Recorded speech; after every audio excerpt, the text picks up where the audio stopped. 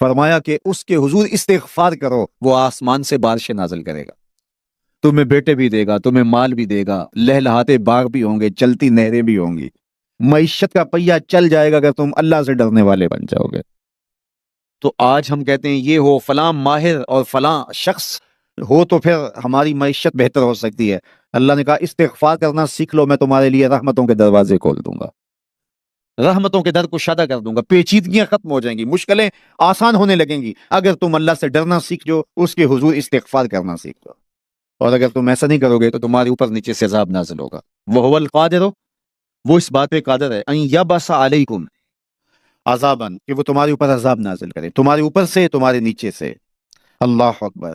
اوپر کا عذاب کیا ہے کہ آسمان سے پتھر برسیں، نیچے کا عذاب کیا ہے زلزلے آئیں، یا پھر زمین فصل دینا چھوڑ دے، زمین بنجر ہو جائے، یہ نیچے کا عذاب ہے۔ حضرت عبداللہ ابن عباس رضی اللہ تعالیٰ عنہ فرماتے ہیں اوپر کا عذاب یہ ہے تمہارے حکمران نااہل ہوں، اور نیچے کا عذاب یہ ہے تمہاری اولادیں نافرمان ہو جائیں۔ یہ اوپر اور نیچے کا عذاب ہے جس میں تمہیں مبتلا کر دیا جاتا ہے۔ یہ کب ہوتا ہے؟ جب تم اللہ کے حکموں کے نافرمان ہو جاؤ۔ جب چند لوگ اللہ کے نافرمان ہو جاتے ہیں تو پھر ان چند لوگوں کو انفرادی اذیتوں میں اور مشکلات اور پیچیدگیوں میں مبتلا کیا جاتا ہے۔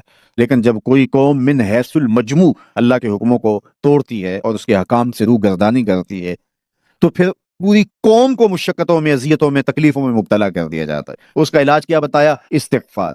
حضرت نوح علیہ السلام نے جو اپنی قوم سے کہا تمہیں مال بھی ملے گا، تمہیں دولت بھی ملے گی، تمہیں بیٹے بھی ملیں گے، سر سبز جو ہے وہ باغات بھی نصیب ہوں گے، ان کی شاخیں پھلوں سے لدی ہوئی ہوں گی، چلتی ہوئی نہریں اور برستی ہوئی بارش، ساون کے نچڑتے ہوئے بادل، اور ماحول کی خنکیاں اور خوبصورتیاں اور جمال اور لہلہاتے ہوئے سبزے، اور تمہارے اوپر ہر طرح کی عنایات برسیں گی اگر تم اللہ سے ڈرنا سیکھ جاؤ گے اور اللہ کے حضور استغفار کرنا سیکھ جاؤ گے، تمہیں خوشحال اور خوبصورت زندگی عطا کر دی جائے گی۔ اللہ اکبر۔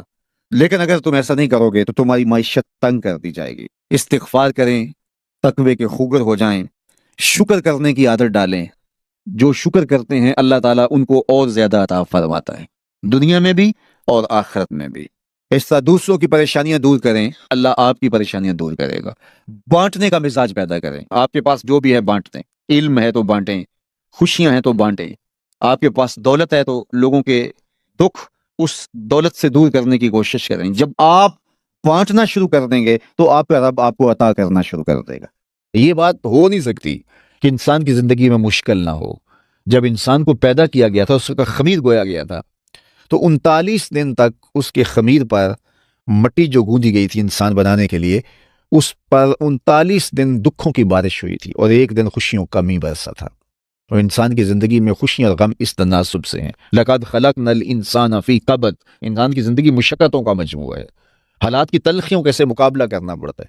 لیکن حالات مشکل ہو جائیں تو ان سے نکلنے کا راستہ کیا ہے؟ تو سنیے قرآن کیا کہتا ہے، وَمَن يَتَّقِ اللَّهَ يَجْعَل لَّهُ مَخْرَجًا وَيَرْزُقْهُ مِنْ حَيْثُ لَا يَحْتَسِبُ۔ جو اللہ سے ڈرنے لگ جاتا ہے، تقوی اختیار کر لیتا ہے، تو پھر اللہ تعالیٰ جل شانہ اس کے لیے مخرج پیدا کر دیتا ہے، یعنی اس مصیبت سے نکلنے کے اللہ راستے دیتا ہے۔